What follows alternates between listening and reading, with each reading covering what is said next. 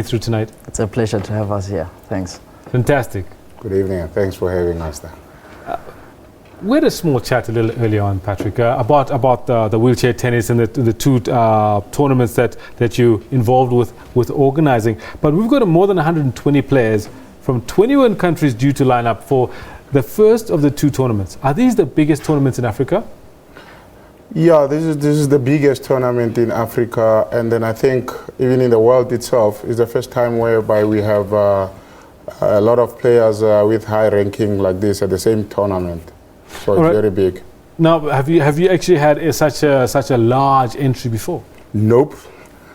We never had such a large entry before. I think this is the first time, and it's the biggest history to us. And why is that? What would you attribute this to? I think it's the good job that we're doing as South Africans in terms of hosting the event, arranging the event and taking care of the players when they arrive to South Africa. So I think that's the biggest thing that make people to come back. All right. Now, Evans, now to you.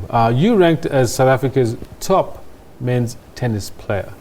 Yes, are you ready to take on the top 10 in the world? I am ready, but are they ready?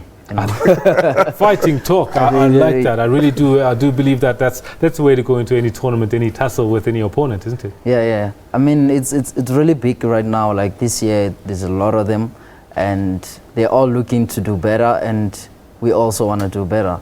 Sure. So the preparation has been going well, and yeah, we're ready to take on the challenge. Who would you say is your biggest opponent in this particular tournament?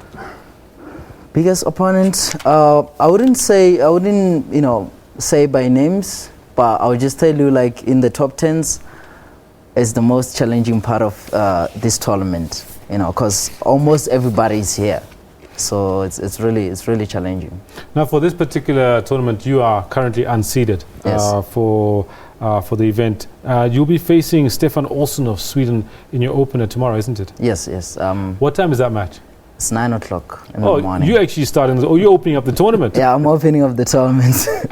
This tournament starts at 9 o'clock tomorrow morning, and right here we've got the gentleman who's going to be playing the very first match against the fourth seeded Stefan Olsson of Sweden. Any nerves in your stomach? I wouldn't say they are, but I'm kind of like, I've got nothing to lose anyway, so I'm just gonna go there, and play my game. That's all I just need to do. Mm-hmm. I mean, he's a good player. He's been in the top 10. He's been in the top 5 as well. So he's really great. But I'm just gonna put it all. I'm just gonna go there and concentrate on my play. Oh, very good, very good. Back to you, Patrick. Can you tell us the difference between the two tournaments and how important are these two tournaments going into the Paralympics in Rio? Yeah, obviously the great one is smaller than the Super Series one, which is the second one.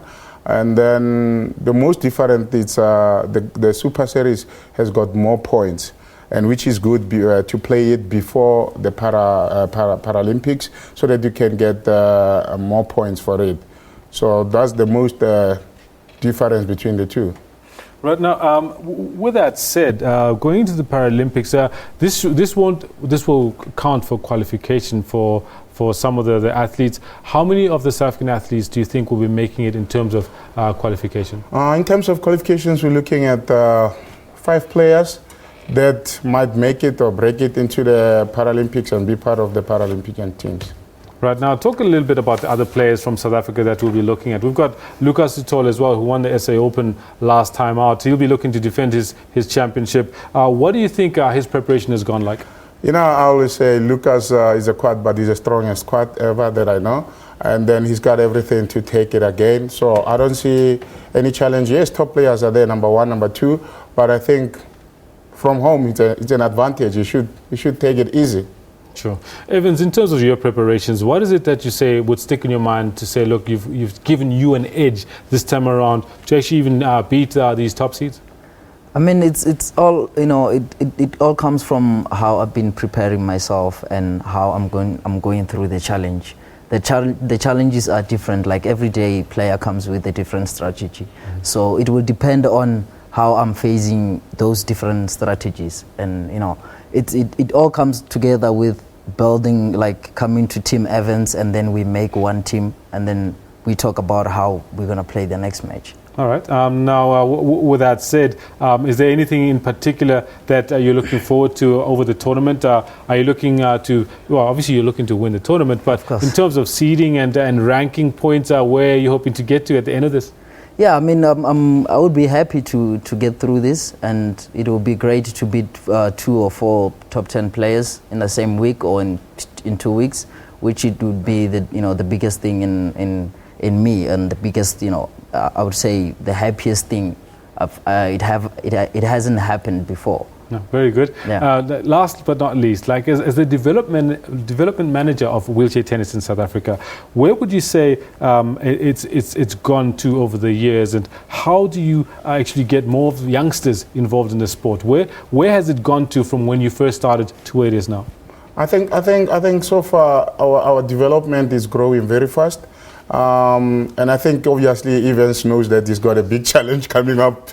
Like we have your Alwandes Kosan, who did very well in Mauritius in December.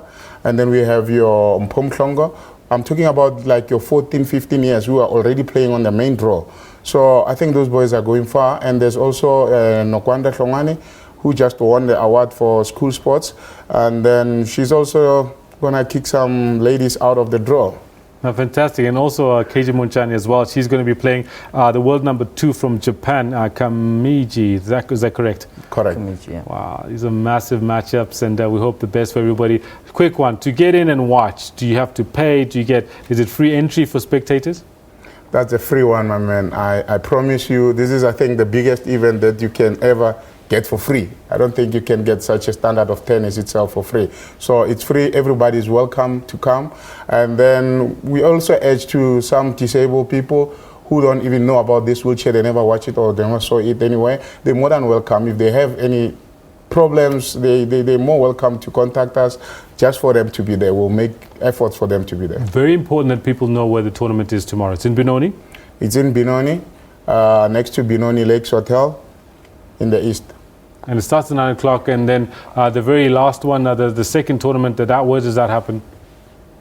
The second tournament, are both happening in the same venue? No, the second tournament will be in Ellis Park next to Standard Bank Arena. Oh, very good. We're looking forward to it. And like I said a little earlier, I'm hoping to be able to chat to the both of you. In fact, now that I've met you, Evans, I had a chat with Patrick earlier on today. But definitely afterwards, I want to have a chat with you as well as other players to talk about wheelchair tennis and its up and up rise before the Paralympics. Nice. Thank you. Gentlemen, thank you very much. Yeah. Thank you.